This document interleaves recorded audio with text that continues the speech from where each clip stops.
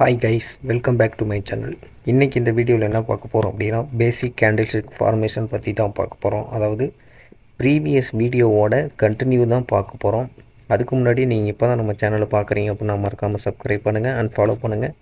உங்களுக்கு ட்ரேடிங்கில் ஏதாவது டவுட்ஸ் இருந்துச்சுன்னா நம்மளோட கமெண்ட் செக்ஷனில் கமெண்ட் பண்ணுங்கள். உங்களுக்கு நாங்கள் கமெண்ட்ஸ் எல்லாமே பார்த்துட்டு ரிப்ளை பண்ணுவோம்.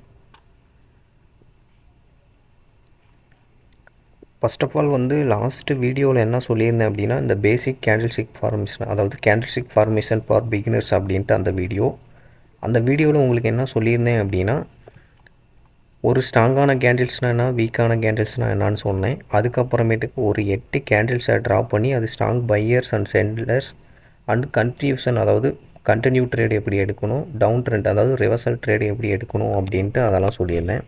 அதவே மறுபடியும் சொல்கிறேன், நல்லா தெளிவாக பார்த்துக்கோங்க. இந்த கேண்டில்ஸ் எல்லாமே நம்ம மேஜராக நோட் பண்ண வேண்டிய கேண்டில்ஸோட பேசிக், அதாவது கேண்டில்ஸோட பேசிக் இதுதான் இது, ஓகேங்களா? ஒரு கேண்டில்ஸ் எப்படி ஃபார்ம் ஆகும் அப்படிங்கிறதான் இந்த ஸ்ட்ராங்கான பையர்ஸ் அண்ட் வீக்கான பையர்ஸ், ஸ்ட்ராங்கான செல்லர்ஸ், வீக்கான செல்லர்ஸ் அப்படிங்கிறது.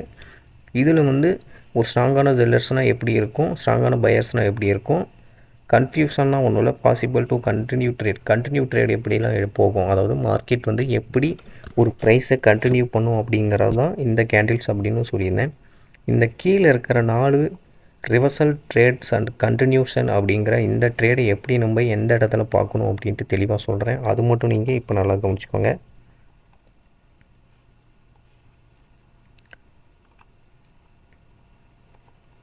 ஃபர்ஸ்ட் ஆஃப் ஆல் உங்களுக்கு கேண்டில்ஸோட ஒவ்வொரு பேசிக் கேண்டில்ஸும் எந்த அளவுக்கு பையர்ஸ் இருக்கான், செல்லர்ஸ் இருக்கான்னு ஃபஸ்ட்டு நீங்கள் தெரிஞ்சுக்கணும். அதுக்கப்புறம் தான் இந்த 8 கேண்டில்ஸை பற்றி நீங்கள் சார்ட்டில் பார்க்க கற்றுக்கணும். ஃபஸ்ட்டு நீங்கள் சார்ட்டில் ஒவ்வொரு கேண்டில்ஸுமே எப்படி ஃபார்ம் ஆகுது அப்படின்னு பார்த்தா மட்டும்தான் நம்மளால் இந்த பைனரி ட்ரேடில் ப்ராஃபிட் பண்ண முடியும்.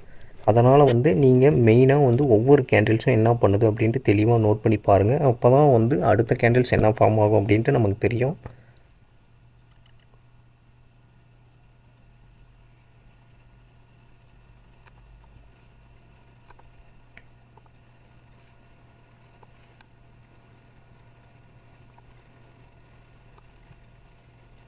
இப்போ இந்த கேண்டில்ஸ் மேலே இருக்கிற 4 கேண்டில்ஸுமே நீங்கள் எப்பயுமே ஏதாச்சும் ஒவ்வொரு ப்ரைஸ்லேயும் கேண்டில்ஸ் எப்படி மூவ் ஆகுது அப்படின்ட்டு பார்க்கலாம். ஆனால் கீழே இருக்கிற இந்த 4 கேண்டில்ஸ் முக்கியமான candles, very very important candles, ஓகேங்களா?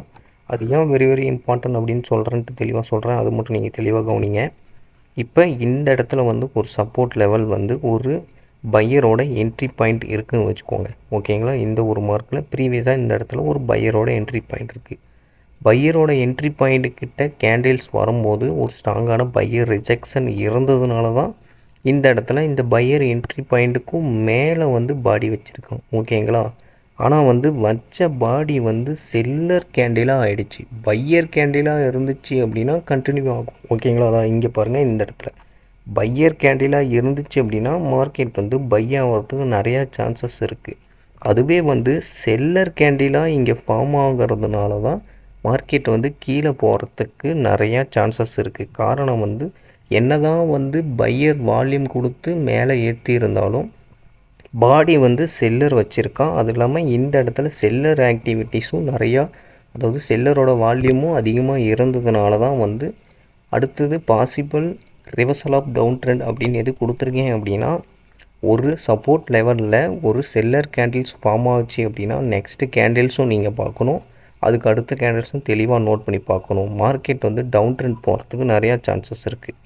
அதே மாதிரி தான் இந்த ரெசிஸ்டன்ஸ் லைன்லேயும் சரி, இது ஒரு ரெசிஸ்டன்ஸ் லைனுன்னே வச்சுக்கோங்க, ஒரு செல்லரோட என்ட்ரி பாயிண்ட்டுன்னு வச்சுக்கோங்க. அந்த என்ட்ரி பாயிண்ட்டில் பையர் கேண்டில்ஸ் ஃபார்ம் ஆச்சு அப்படின்னா மார்க்கெட் அப் ட்ரெண்ட் போகிறதுக்கு நிறையா சான்சஸ் இருக்குது. அதனால் ஒரு சப்போர்ட் லெவலில் பையர் கேண்டிலும் ஒரு சப்போர்ட் லெவலில் செல்லர் கேண்டிலும் ஒரு ரெசிஸ்டன்ஸ் லெவலில் பையர் கேண்டிலும் நீங்கள் பார்த்தீங்க அப்படின்னா வெயிட் பண்ணி ட்ரேட் ப்ளேஸ் பண்ணணும். அது இல்லாமல் அந்த இடத்துல கேண்டில்ஸ் என்ன பண்ணுதுன்னு நீங்கள் நல்லா தெளிவாக நோட் பண்ணணும். அதனால தான் இந்த இடத்துல ஒரு ரெசிஸ்டன்ஸ் லைனில் பையர் கேண்டில் வந்ததுனால மார்க்கெட் அப் ட்ரெண்ட் ஆகிறதுக்கு நிறையா சான்சஸ் இருக்குதுன்னு சொல்கிறேன். அதுவே ஒரு ரெசிஸ்டன்ஸ் லைனில் செல்லர் வந்தான் அப்படின்னா நார்மலாக நமக்கு எல்லாத்துக்கும் தெரியும், ரெசிஸ்டன்ஸ் லைனில் செல்லர் என்ட்ரி ஆகிட்டான் அப்படின்னா, ரெசிஸ்டன்ஸ் ஜோனில் என்ட்ரி ஆனோம் அப்படின்னா மார்க்கெட் கண்டினியூ ஆக போகுது அப்படியாது, அதாவது டவுன் ட்ரெண்ட் ஆக போகுது அப்படின்னு அர்த்தம், ஓகேங்களா? இது எல்லாமே பேசிக் தெரிஞ்சால் மட்டும்தான் நீங்கள் வந்து ட்ரேட் ப்ளேஸ் பண்ண முடியும். பேசிக் தெரியாமல் ஒன்றும் பண்ண முடியாது. ப்ரீவியஸாக இருக்கிற இந்த ஒரு பேசிக் கேண்டில்ஸோட வால்யூமும் நீங்கள் தெரிஞ்சிருக்கணும். ப்ரீவியஸாக இந்த ஸ்ட்ராங் செல்லர் ஸ்ட்ராங் பையர்ஸ் இந்த கேண்டில்ஸை பற்றியும் தெரிஞ்சிருக்கணும். இந்த possible to reversal down trend இந்த 4 கேண்டில்ஸை பற்றி நீங்கள் தெளிவாக தெரிஞ்சிருக்கணும்.